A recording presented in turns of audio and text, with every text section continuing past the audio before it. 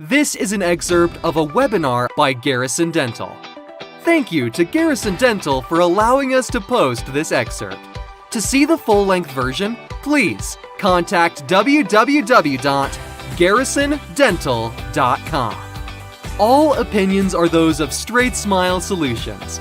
We are an orthodontic consultancy company that helps general and pediatric dentists with their ortho cases and education.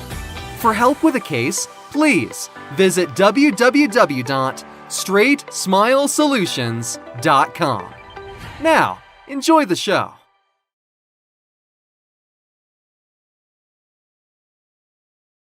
Let's talk about staging and movement per aligner. 1 second. So much talking. Okay, so less is more. In ortho, there's a philosophy that the healthiest roots or the healthiest movements are slow and low forces. Slow and low, easy to remember, right?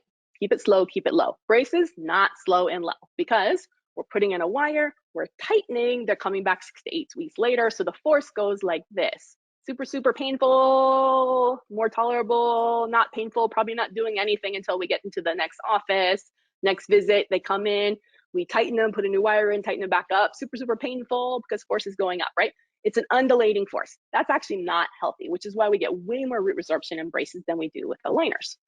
But you can make your aligners even healthier, even more comfortable, even more predictable by staging your forces slower and lower. So let's talk about default movements. So Invisalign default movement, last I heard, was 0.25 millimeters per aligner. ClearCorrect's default movement is 0.3 millimeters per aligner, might even be 0.35 sometimes. A little bit faster, a little more aggressive, which is perhaps why people think say Invisalign's a little more comfortable. My default movements are not even those. I take them even slower and lower. I'm sure the aligner companies hate me for this, but guess what? My refinement rate, very, very, very, very, very low. So, and patients very, very, very happy. So, you know, I want raving reviews from my patients. I want patients to love getting aligners from ours, you know, it should be awesome. So I take it and I have them. So for Invisalign, whatever they give me for the treatment plan, once I've kind of optimized it, I double it. So I have the double it philosophy. Double it 2 times. So if they tell me if I've optimized it, it's a 20, it's now a 40. I just say, change this treatment plan to 40 aligners. That's the last step I do. You can't put that in a preference because they just won't do it. Because obviously for them, they're spending more money, right?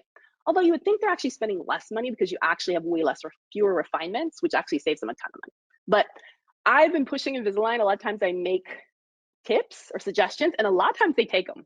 So I've been saying, hey, publish our refinement rate. And for those of us who are under 10, 20%, give us a volume, give us another discount. Because obviously we're more efficient, we're spending less of your money. Why are we paying this $1,900, you know? We should get an additional bonus for being efficient and using your system correctly. So I've been asking for that. We'll see if they actually do it. It would be cool. But yeah, I just double it. And for ClearCorrect, I triple it. So if it's a ClearCorrect, they say 15, it's now 45. And we're gonna get, all my cases are comprehensive or unlimited. Like there's no express, there's no light, no, I don't do that. If it's a super ridiculously simple case that I know is like 2 to 3 millimeters of crowding or spacing, I'm gonna punt it to white label, which is a whole nother workflow. It's not branded. I can tell you more about that. If you wanna know about it, just contact me outside, but really, really cheap. But no freebies, no bells and whistles, no pretty packaging, no pretty labeling, nothing like that. It's just cheap, cheap, cheap. But all my Invisaligns are comprehensive, even if they're simple. Why? Well, because I don't have to worry. It's not that much more money. I have 5 years to finish, which I should never take. If the patient comes back in 3 years and they had relapse, they can just pay me for my time. Maybe we're gonna only pay like $500, $900 because I don't have a lab fee for 5 years. So let's just, you know, let's just not stress out about it. You don't have to worry about it if they're not compliant. Obviously, we try to have accountability loops for compliance, but also you get way more advantage points and then you get the volume discounts. So that's the goal. But yeah, double it. So really, really, really easy way to reduce your refinement rate. And also the patient is going to be way more comfortable. The trays don't get all gross because they can change them more frequently. And we'll go into that a little bit more.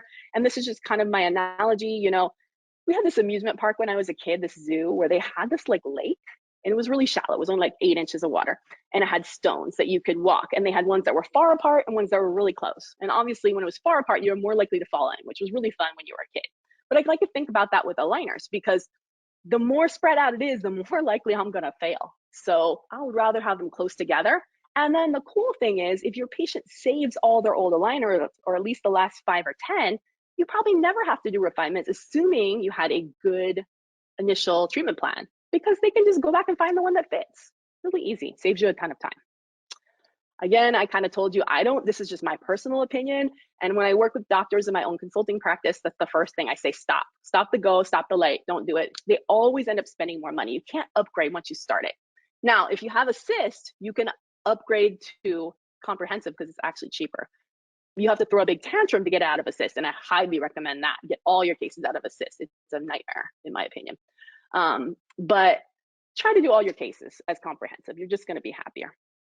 We kind of talked about tips with aligner tracking, saving all your old aligners. You could even just buy like a cheap tackle box and label it. I mean, this was like super trashy, whatever I did here, but you get the idea. Unless you give your patients a place to store it, because they put it back in the bags, they get moldy. So you need to kind of have something that's airy, and whether you punch holes in it. If you're really crafty, have someone in your office. It only costs you like $5 or $6 to make something like this. And it could be a lot smaller, but I'm telling you, it's going to save crazy overhead and crazy time if they save all their old aligners and you train them. Bring the box to every single visit with all your lost aligners from the last visit.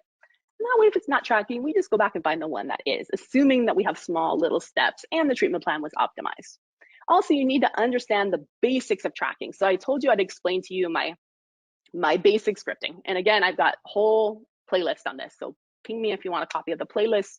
And I even have a handout with the tracking instructions. I will give it to you. That one is branded with my logo, but you can unbrand it and use it.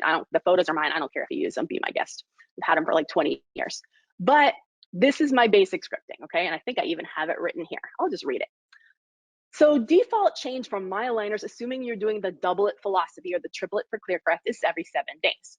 We're gonna start off planning for 7 days, but that 7 days doesn't start until you get the aligner fully seated and tracking. And you have to spend at least 2 or 3 minutes explaining that philosophy, because patients aren't gonna get it. I say, an aligner is custom made for your teeth and your teeth only. It's made to fit like a wetsuit. There should never ever be an air bubble or any type of even minor gap like this between the tooth and the aligner. It should fit custom like a glove. Whenever you put a new aligner in, first thing I want you to do is to brush and floss, have dinner, brush and floss. Right before bed, put it in and use your chewies to seat it for at least 10 or 15 minutes. And we talked about chewies. Everyone should be giving chewies. Please do not chop up a slow sheen section that looks like trashy. You can buy chewies on Amazon. Lots of different flavors, colors, shapes. I don't really care. Ortho munchies are even better, but they're crazy expensive. I do use them on harder cases. But yeah, make sure you're giving at least 1 set of chewies to your patient and explaining how to use it. And then don't just say chew on this, you have to explain it. 15 minutes chewing around as soon as you put it in. Chewies can be left everywhere. We have them, my daughter has Invisalign and my husband does too.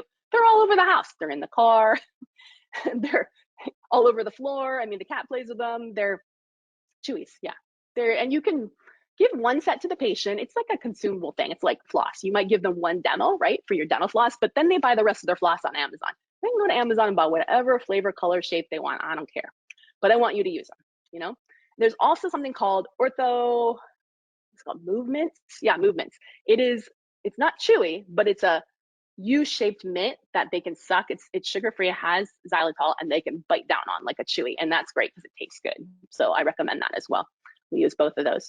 But the 7 days doesn't start until you have your aligner fully seated.